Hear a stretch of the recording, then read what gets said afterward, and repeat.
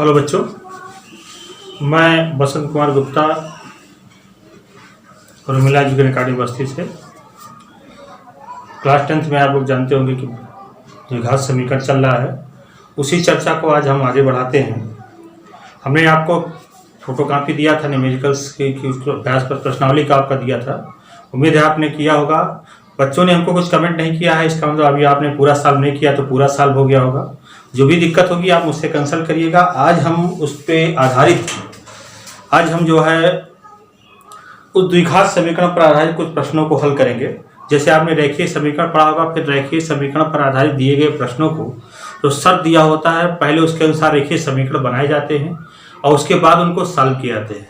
उसी तरह द्विघात समीकरण में भी आपको ये मिलेगा कि जैसे आपको दिए गए शर्तों के अनुसार आपको समीकरण बनाना है और द्विघात समीकरण बनाना है, फिर उसको आपको सॉल्व करना है।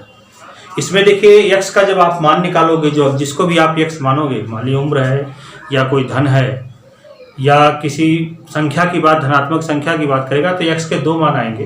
एक ऋणात्मक आएगा, धनात्मक आएगा। ऋणात्मक मान छोड़ देंगे, धनात्मक मान ले लेंगे। तो कैसे उसको हम करते हैं उसी पर आगे हम चर्चा करते हैं। जैसे अगर संख्याओं से संबंधित सवाल आ जाए, संख्याओं से अगर रिलेटेड सवाल आ जाए तो कैसे करेंगे। संख्याओं से रिलेटेड अगर कोई सवाल होगा तो कैसे उसको हम सॉल्व करेंगे। इसे मान लीजिए कह दें कि क्रमागत प्राकृतिक संख्या। तो क्रमागत प्राकृतिक संख्या आप जानते होंगे, जैसे 1 2 3 4 ये क्रमागत है। जैसे 20 21 22 23 ये क्रमागत संख्या है। तो क्रमागत अगर देखेंगे, हर संख्या एक जोड़ने पर प्राप्त हो रही है, हर संख्या एक जोड़ने पर प्राप्त हो रही है। तो अगर कह दें कि दो प्राकृतिक संख्या, तो ऐसी दशा में आप पहली संख्या को क्या मानोगे, यक्स मान लेंगे। पहली क्रमागत संख्या क्या है, यक्स। तो अगली एक जोड़ने पर प्राप्त होगी, अगली क्या हो जाएगी, x+1। अगली क्या हो जाएगी, x+2। अगली क्या हो जाएगी, x+3। यानी अगर क्रमागत प्राकृतिक संख्या की बात करेगा तो आप पहले इसे मान लीजिए 3 पूछ लिया, तो मान लेंगे प्रथम पहली प्राकृतिक क्रमागत संख्या x, दूसरी x+1, तीसरी इसमें फिर एक जोड़ देंगे x+2, ऐसे होगा। अगर प्राकृतिक सबको समझ में आ गया। इसी तरह से अगर प्राकृतिक विषम संख्या की बात करेगा तो विषम संख्या आप जानते होंगे 3 5 7 8 9। इसमें देखिए दो जोड़ने पर ये मिला, फिर दो जोड़ने पर ये मिला, फिर दो जोड़ने पर है। तो पहली अगर विषम संख्या हम मान लें, पहली विषम संख्या अगर मान लिया जाए, पहली विषम संख्या x मान लें, ये पहली विषम संख्या अगर हम x मान लें तो दूसरी विषम संख्या क्या हो जाएगी, दूसरी विषम संख्या क्या हो जाएगी, दो जोड़ने पर प्राप्त होगा x+2। तीसरी विषम संख्या क्या हो जाएगी, x+4, दो जोड़ चले जाएगी। चौथी मां कह दिया मान लीजिए, तो चौथी विषम संख्या क्या हो जाएगी, x+6। इस तरीके से सम संख्या की बात करेगा तो सम संख्या भी देखिए, इसे मान लीजिए 2 4 6 सम संख्या हो। तो सम संख्या के बारे में जानते होंगे, वह संख्या जो 2 से कट जाए वो सम, जो 2 से ना कटे वो विषम। ये सम संख्या। सम संख्या में भी देखो 2 2 का अंतर है। 2 के बाद अगली सम संख्या क्या मिलेगी, 2 जोड़ने पर, फिर अगली मिलेगी और 2 जोड़ देंगे, फिर अगली मिलेगी। तो अगर मान लीजिए पहली सम संख्या हम अगर देखो x कुछ भी हो सकता है, तो पहली सम संख्या को क्या मानेंगे, x को, और दूसरी क्या हो जाएगी x+2, तीसरी भी x+4 और चौथी भी x+6। x क्या है, सम संख्या, और उसके पहले भी x को क्या माने थे, x को कुछ ही माना जा सकता है। तो यहाँ x सम है तो अगली क्रमागत अगर है तो अगली x+2, तीसरी अगली ये होगा। जैसे मान लीजिए एक सवाल आपसे दिया जाए कि दो क्रमागत धन सम संख्याओं का योग 164 है। मान लीजिए कह दें कि दो क्रमागत धन सम संख्याओं का योग, दो क्रमागत धनात्मक संख्याओं का के वर्गों का योग कितना है, 164 है। तो वह संख्या बतानी है। तो क्रमागत संख्या है तो मान लेंगे दो क्रमागत धन सम संख्याएं, सम संख्याएं ध्यान दीजिएगा, दो क्रमागत धन सम संख्याओं का योग। तो मान लेंगे ऐसे लिखेंगे, माना पहली सम संख्या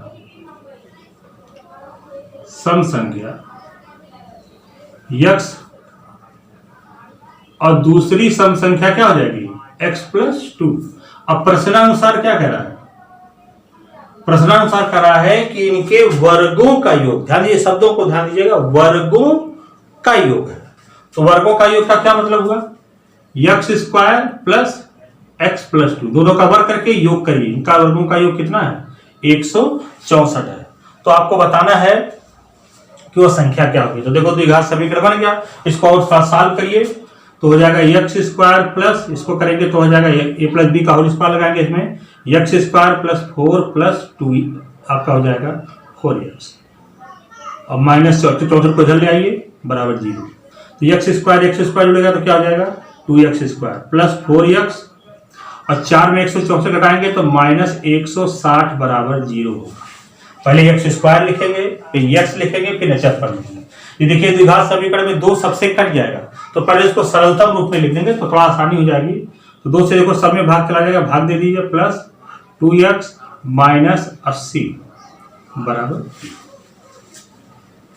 अब 80 के ऐसे 2 खंड करना है कि घटाने पर कितना आ जाए 2 आ जाए। तो 80 तो बहुत सारा होगा, तो वो 2 खंड होंगे। देखिए ऋण 80 है, ऋण 80 है, घटाने पर क्या आ जाए 2 आ जाए। तो क्या हो जाएगा 10 8 80, 10 और 8 होगा। तो एक्स स्क्वायर प्लस जहां 2 लिखा वहीं 10 माइनस 8 ले लीजिए, 80 बराबर 0। तो x square plus 10x minus 8x, bracket तोड़िए, माइनस 80, ब्रैकेट तोड़ेंगे एक्स का अंदर गुणा भी होगा, आगे धन है तो कोई चिन्ह परिवर्तन नहीं होगा। अगर ब्रैकेट तोड़ते समय आगे ऋण हो रहा है या ब्रैकेट बनाते समय आगे ऋण आ रहा है तो चिन्ह बदलेगा। इसमें देखिए 2 4 पद हो गया, 2 कॉमन निकालिए, x कॉमन निकालेंगे, x प्लस 10 हो जाएगा, माइनस इसमें कॉमन निकालिए, देखिए 8 कॉमन है तो 8 कॉमन लेंगे तो क्या आ जाएगा, तो ऋण कॉमन लिखो, देखिए ऋण आ गया है ना, ब्रैकेट बन रहा है तो चिन्ह बदलेगा, यहाँ x हो जाएगा, यहाँ ऋण था क्या हो जाएगा धन 10 बराबर 0। x प्लस 10 देखो दोनों में कॉमन है तो क्या बचेगा x माइनस 8 बराबर 0। तो यदि x प्लस 10 बराबर 0 हो तो x और कितना हो जाएगा ऋण 10। और देखना क्योंकि धनात्मक संख्या का रहा, आपसे पहले कर दिया 2 क्रमागत धन सम संख्याओं का, जो कि यहाँ x का मान क्या आ गया 10 तो सम है पर ऋण 10 है, धनात्मक सम संख्या का रहा, तो इसको लिख देंगे अमान नहीं, सही नहीं होगा। तो ये नहीं होगा, यदि ये अमान हो गया तो दूसरा क्या होगा, तथा यदि x माइनस 8 बराबर 0 तो x बराबर कितना हो जाएगा यहाँ, इसलिए पहली संख्या क्या हो जाएगी, पहली सम संख्या क्या हो जाएगी 8 और x का मान रख दीजिएगा, और दूसरी संख्या की हो जाएगी 8 धन 2 यानी कितना हो जाएगा 10।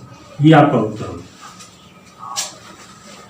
आपको समझ में आ गया होगा, उम्मीद है आपको समझ में आ रहा होगा। इसी तरीके से हम आगे चलते हैं।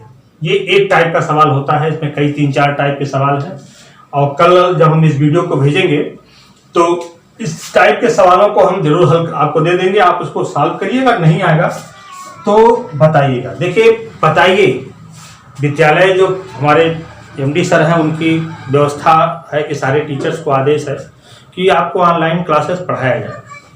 अब ऑनलाइन में मैंने बताया था कुछ दिक्कत आ रहती है, कुछ बच्चे नहीं जुड़ पाते या नेटवर्क प्रॉब्लम होती है, इसलिए यूट्यूब चैनल बनाकर उसको चैनल के माध्यम से आपको सताया जाता है, और उनका उद्देश्य है कि आप पढ़ें घर बैठ के, इधर उधर आपका दिमाग न जाए, आप दिन भर बैठ के पढ़िए। और हमको लगता है जितने टीचर्स आपको वीडियो बना के भेज रहे हैं, समझा रहे हैं, उनको अगर आप ध्यान से समझें तो लगभग 6 से 7 घंटा तो लग जाएगा। जितना स्कूल टाइम में आपका व्यर्थ होता है, आप रहते हैं, उतना समय तो आपको लग जाएगा। कुछ वर्क भी देते हैं तो 8 से 10 घंटा तो आपका पढ़ने में लग जाएगा। ये बहुत अच्छी चीज़ है। तो विद्यालय की जो एक सोच है कि हमारे बच्चों का नुकसान ना हो, उसका तो आप लोग विशेष रूप से ध्यान रखें। जो हमारे एमडी सर हैं उनकी जो सोच है उनको पूरा कीजिए। उनकी भी इच्छा ये है कि हमारा कोई बच्चा खाली ना बैठे, वो पढ़े, कि हमारे किसी बच्चे का कोई नुकसान ना हो। तो कम से कम उनकी सोच को आप सार्थक करिए। अब आगे चर्चा चलते हैं। ये तो एक टाइप था संख्याओं के संबंध में। संख्याओं के संबंध में एक सवाल और आता है, जैसे कह देता है कि 2 संख्याओं का योग 20 है, या 2 संख्याओं का योग कितना है 20 है। 2 संख्याओं का योग कितना है 20 है। तो अगर इसमें एक संख्या हम मान लीजिए 3 माने तो दूसरा क्या होगा 17 होगा। यानी 17 होने कैसे मतलब 20 में से 3 घटा दें, होगा ना। एक संख्या अगर 18 माने दूसरी संख्या क्या हो जाएगी 20 माइनस 18। एक संख्या अगर 9 माने तो दूसरी क्या होगी 20 माइनस 9। अगर हम एक संख्या, चूंकि हमको नहीं मालूम कौन संख्या होगी, पट्टू का संख्या हमने मान लिया था, पर अगर ना माना जाए तो 20 को ऐसे दो भागों में बांटे, ऐसे कह सकता है 20 को ऐसे दो भागों में बांटो या दो संख्याओं का योग 20 है, तो हम क्या करेंगे, मान लेंगे पहली संख्या x तो दूसरी कितनी हो जाएगी 20 माइनस। इस टाइप का सवाल पूछा जाता है। पहली संख्या अगर हम 20 x माने, दूसरी संख्या कितनी हो जाएगी 20 माइनस x। जैसे कहा जाए, एक सवाल मैं आपको बताता हूं इसी माध्यम से।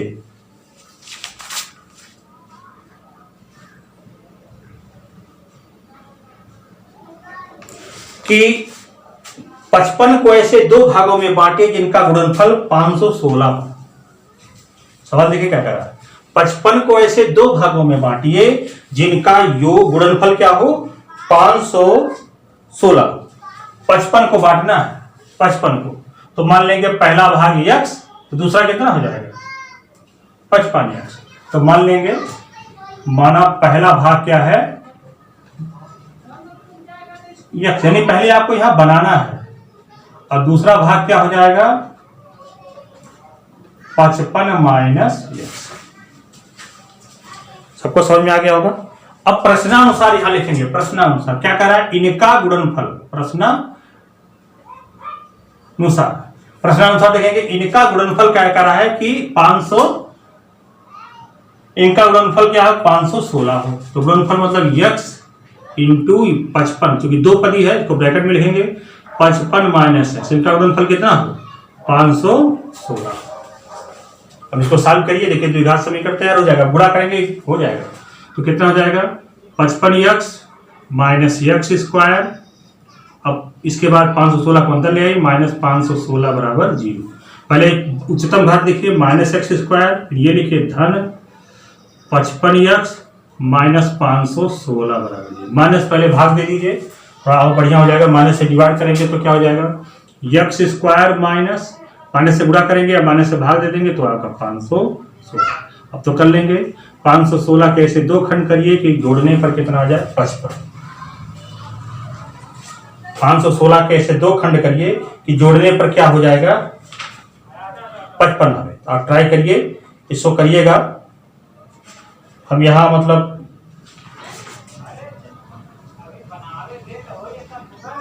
इसमें जो होगा 43 और 12 होगा, आप हल करेंगे तो 43 और 12 होगा। तो आप इसका जब फैक्टर करेंगे, डायरेक्ट में लिख देता हूं x माइनस 43 और x माइनस 12 बराबर 0 आएगा। डायरेक्ट में हल कर दे रहा हूं, आप हल करने का प्रयास कीजिएगा। अब यदि x माइनस 43 बराबर 0, तो x बराबर कितना हो जाएगा 43। इसलिए पहला भाग क्या आ जाएगा, धनात्मक माना है ना, पहला भाग क्या होगा 43 और दूसरा भाग क्या होगा,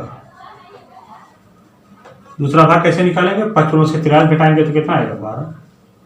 और यदि